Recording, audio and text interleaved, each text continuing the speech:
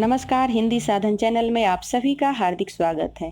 आज हम सभी बाल विकास और अध्यापन कला के 30 ऑब्जेक्टिव प्रश्नों को व्याख्या के साथ हल करेंगे। तो आप वीडियो को अंत तक देखें। आपने हमारे चैनल को अगर सब्सक्राइब नहीं किया है तो सबसे पहले हमारे चैनल को सब्सक्राइब करें ताकि आने वाला हर नोटिफिकेशन सबसे पहले आपको मिले। तो चले हम शुरू करते हैं। पहला प्रश्न है, विशेष रूप से प्राथमिक स्तर पर छात्रों के अधिगम संबंधी कठिनाइयों का पता लगाने का सबसे अच्छा तरीका कौन सा है? ऑप्शन तीसरा, कठिनाइयों के आधार पर अनुकूल शिक्षण विधियां। ये प्राथमिक स्तर पर छात्रों की अधिगम कठिनाइयों का समाधान करने के लिए सबसे अच्छा तरीका होती है।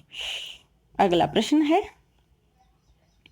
शिक्षक जो विद्यालय आधारित मूल्यांकन के अंतर्गत कार्य करते हैं।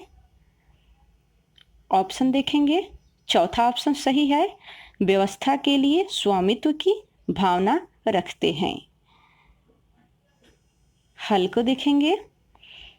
शिक्षक स्कूल के तहत परियोजना के आधार पर आकलन प्रणाली के लिए स्वामित्व की भावना महसूस करते हैं क्योंकि वे विकासशील या वर्तमान नीतियों की समीक्षा करने के अधिकार के साथ पाठ्यक्रम की जरूरत के हिसाब से काम करते हैं। अगला प्रश्न है, निम्नलिखित में से कौन सा प्रतिभाशाली शिक्षार्थियों के विषय में सत्य है? ऑप्शन तीसरा, अपनी उच्च स्तरीय संवेदनशीलता के कारण उनके निम्न श्रेणी मिल जा सकता है। प्रतिभाशाली बच्चे आमतौर पर बुद्धिमान होते हैं, हालांकि वे कुछ आलोचना के शिकार भी बनते हैं, जिसके कारणों से वे इनके अत्यधिक संवेदनशील रहते हैं और जिसके कारण प्रतिभाशाली बच्चे परीक्षाओं में कम ग्रेड भी पा सकते हैं या पाते हैं। अगला प्रश्न है,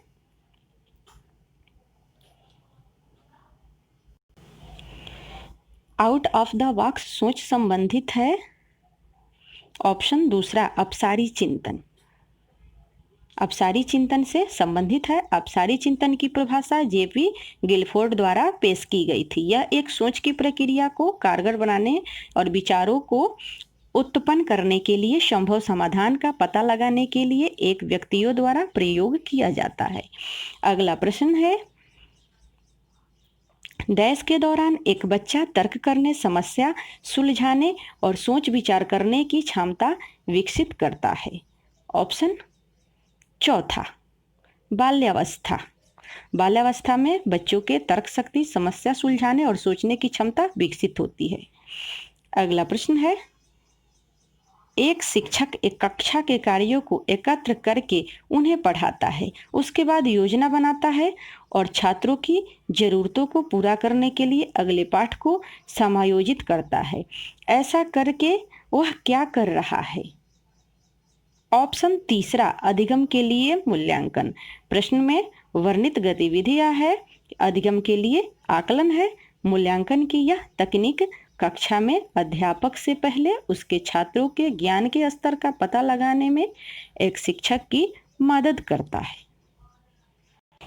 अगला प्रश्न है, बच्चों में अधिगम की निस्सहायता का कारण है उसकी।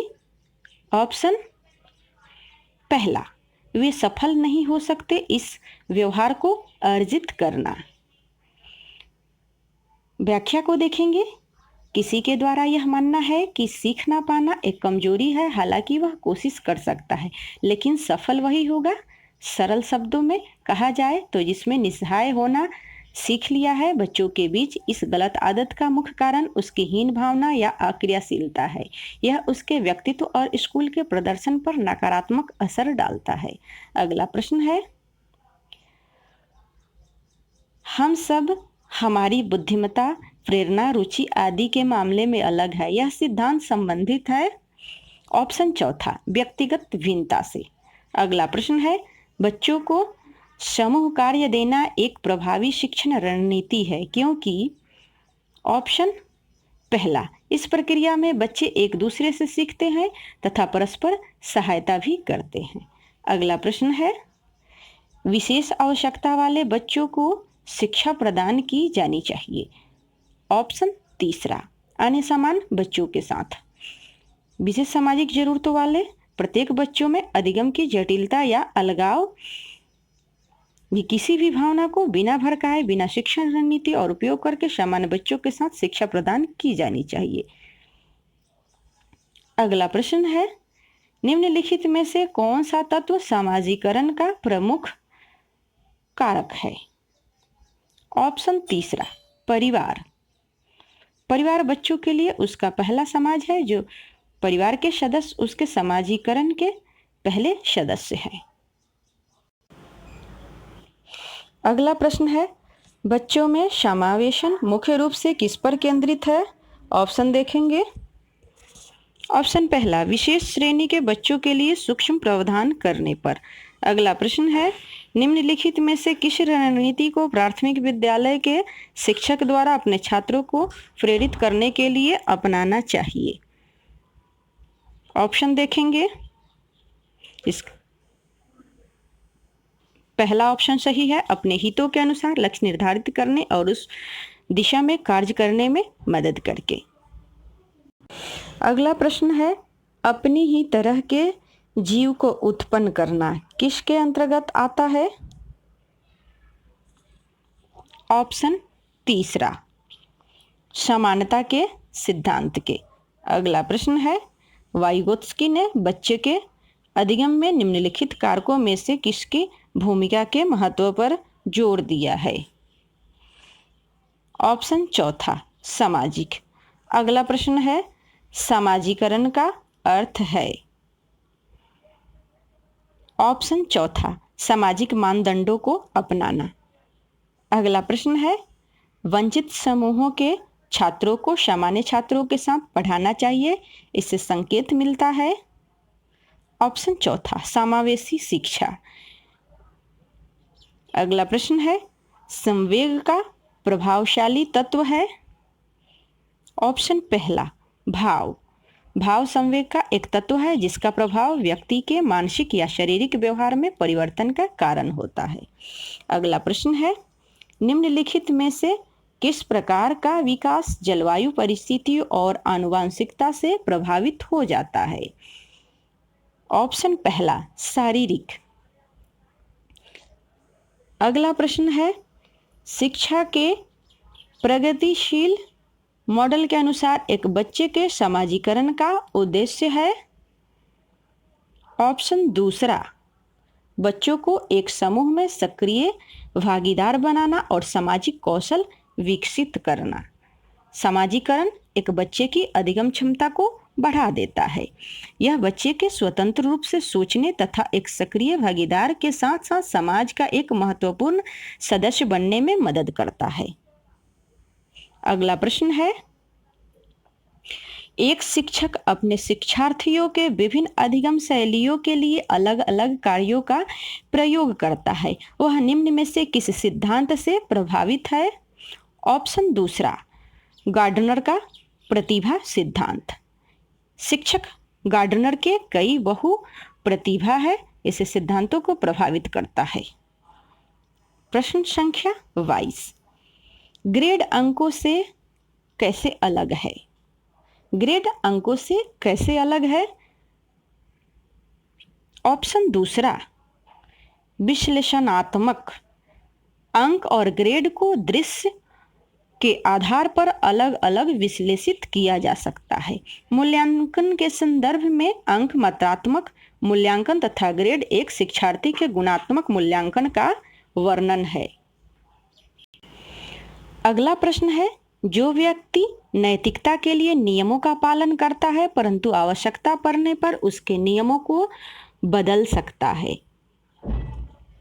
ऑप्शन तीसरा, उत्तर रूढ़िगत अवस्था। उत्तर रूढ़िगत अवस्था में व्यक्ति मूल्य स्वयं बनाते हैं जो समाज में व्यापक रूप से देखे जा सकते हैं। अगला प्रश्न है, राज्य स्तर की एकल गायन प्रतियोगिता के लिए विद्यार्थियों को तैयार करते समय विद्यालय लड़कियों को वरीयता देता है, यह दर्शाता है? ऑप्शन चौथा, लिंग भेद। अगला प्रश्न है, जुड़वा भाइयों में से एक को सामाजिक आर्थिक रूप से समृद्ध परिवार ने और एक को गरीब परिवार ने अपनाया।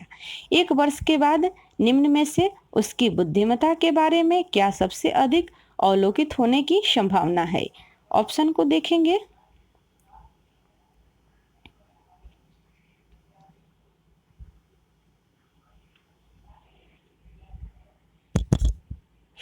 ऑप्शन चौथा, सामाजिक आर्थिक स्तर पर बुद्धि लब्धांक को प्रभावित नहीं करता। सामाजिक आर्थिक स्तर बुद्धिमत्ता को प्रभावित नहीं करता। बुद्धिमत्ता आनुवंशिक तथा वातावरण से प्रभावित होती है। अगला प्रश्न है, निम्नलिखित में से क्या एक बच्चे के विकास में आनुवंशिकता और पर्यावरण के भूमिका के विषय में सत्य है? ऑप्शन चौथा, आनुवंशिकता तथा पर्यावरण एक बच्चे के विकास में 50% योगदान देता है।